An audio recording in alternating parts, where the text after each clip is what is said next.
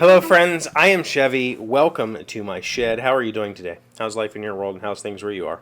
I hope everything is good. I hope you're having a good Monday, and I hope your weekend was awesome. My weekend was pretty great. A few exceptions, but the main reason for that is Keely had 3 games this weekend. We had 2 friendlies on Saturday and a game on Sunday, and it's been a very long time since I've got to see her play on the field for so long. You know, she's been goalie for so many seasons now, but she actually got to play a lot and did very, very well. And I mean, got lots of praise from coaches and parents and all that sort of stuff. And then my niece and her husband came over on Saturday, and we played games a bunch and had fun doing that. And I get to work on chairs after the show a little bit. I don't know if we talked about the problem that I had with these chairs. Maybe I did. I don't know. So somebody, Jonathan, guessed that what I was working on was a chair designed by Jay Bates. And he's a very good YouTuber. I will try to link the video where he shows this off in the description. I bought the patterns, which are 1/4-inch MDF laser cut patterns that you basically stick to this wood, and then you can cut it with a flush trim router bit. So step 1 was to cut these out with a bandsaw. Step 2 was to use the router to shape them with a patterning bit. So, did we talk about all this stuff on Friday? Friday, I had my bandsaw. No, Saturday. See, I think all this happened. It must have happened Friday. I don't remember if it happened before or after the show, though. My bandsaw blew up, broke a blade. Put another blade on it. It was dull as could be. Put a bigger blade, a 1/2-inch blade on it. Finally got all these cut out. Discovered that the bearings on my bandsaw were completely shot, smoked, like won't turn. So I ordered bearings, and then I went to go try to pattern route these. And the only pattern routing bit I have is a 1-inch 2-flute flat bladed cutting bit. And this bit blew this oak apart. And I wanted a spiral cutting bit, but nobody locally had one, so I went with what I had. And what I've learned over the weekend of cutting all these parts out the hard way is, first of all, it's a little bit scary. So if you're at all safety conscious, maybe just close your ears. Or if you know anything about routing, just ignore what I'm about to tell you. What I learned is, and this was just me trying it. It was scary, and I was constantly nervous, but it worked. If you've got this 2-flute kind of bit, and you're trying to cut oak, make the first pass backwards. Typically, if you don't know what that means, a router bit's spinning counterclockwise, so you want to feed your work through it in a clockwise direction, or in a right to left direction, and that's because the blades are designed to dig in and dig in and dig in and dig in and dig in.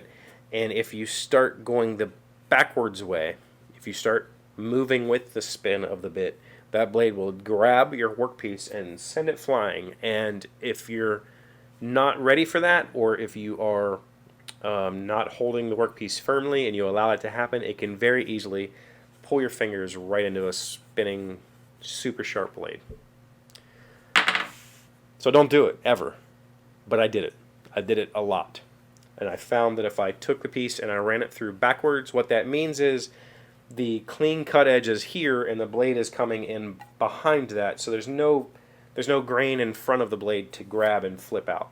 So I ran these all through backwards, holding on very tightly and being very conscious, and there was a few of the chair rails pieces that got away from me, these guys, and I just had to let them go. Just bye-bye, you don't exist anymore.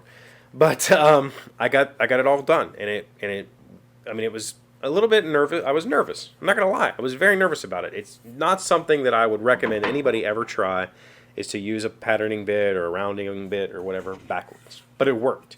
It got me through a lot of this work with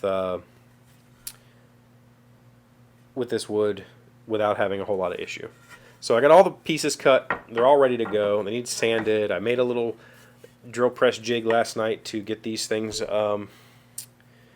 get the holes all lined up nice and pretty. And I got a package.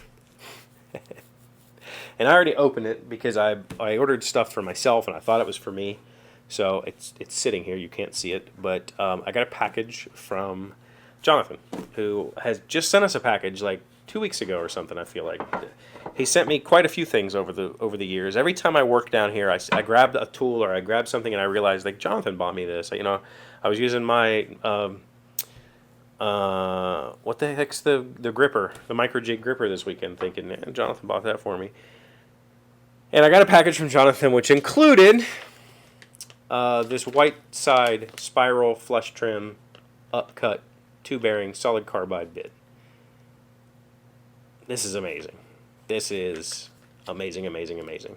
And this is the correct way to cut hardwood on a router table when you're using a pattern. And the difference is, instead of a chiseling action like that 2-blade does, this is more of a slicing action, because the whole length of the tool is a cutting head. So it does this nice little slice, slice, slice, slice, slice. And I tested it on the oak, and it does a beautiful job. I mean, like, I could literally take it right off of that bit and put finish on it. No need to sand at all. So, thank you, Jonathan. Thank you so much. I got a whole bunch of notes with these. Let's see. The note that came with the router bit was make it smooth. And I tell you what, this makes it super smooth. No problems at all. Wonderful, wonderful, wonderful, wonderful. Thank you so much. The other thing he sent me was something that's been on my list for a very long time, and that's a Timberwolf bandsaw blade.